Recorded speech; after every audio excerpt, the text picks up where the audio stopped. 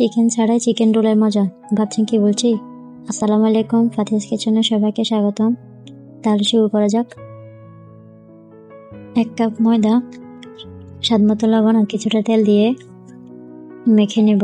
সব পুরো মেখে তারপরে নর্মাল পানি দিয়ে একটা ডো তৈরি করে নেব।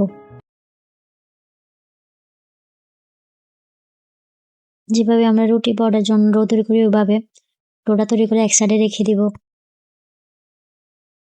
রোলের ভিতরে দেওয়ার জন্য পেঁয়াজ দিয়ে একটা পুর তৈরি করে নেব। তার জন্য 4টা মাঝে সাইজের পেঁয়াজ কেটে নিলাম।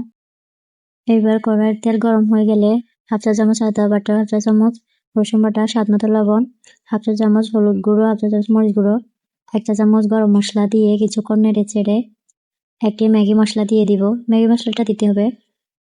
তারপর আবারও নেড়ে চেড়ে ঢেকে দিব। সামান্য একটু পানি দিতে হবে। ঢাকনাটা উঠিয়ে আবার নেড়ে চেড়ে দিতে হবে। খেয়াল রাখতে হবে কড়াইতে যেন না লেগে যায়। ডোটা থেকে লেচি কেটে নিব যতগুলো হয়। এইবার যেভাবে আমরা রুটি বা পরোটার জন্য রুটিগুলো নেব, তার মধ্যে তৈরি করে রাখা পেঁয়াজের পুরগুলো দিয়ে দিব। দিয়ে দোনো পাশ থেকে একটা ভাঁজ দিয়ে রোল করে নেব। আপনারা যেভাবে দেখতে পাচ্ছেন ভিডিওতে ওইভাবে একটু খেয়াল করলে বুঝতে পারবেন আমি কিভাবে করেছি। সামনে দিয়ে একটু পানি লাগাতে হবে, না হলে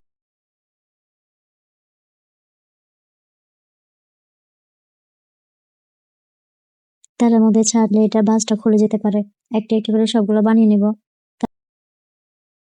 মাঝারি আছে তেল গরম করে রোলগুলো দিয়ে দিব। আগুনের হিটটা বাড়ানো যাবে না, এতে উপরে হয়ে গেলেও ভিতরে কাঁচা ভাবটা থেকে যাবে। তাই আগুনটা একটু লো রেখে এগুলো ভেজে নিতে হবে। ভাজা হয়ে গেলে তেল থেকে উঠিয়ে পছন্দ মতো সস দিয়ে পরিবেশন করতে পারেন।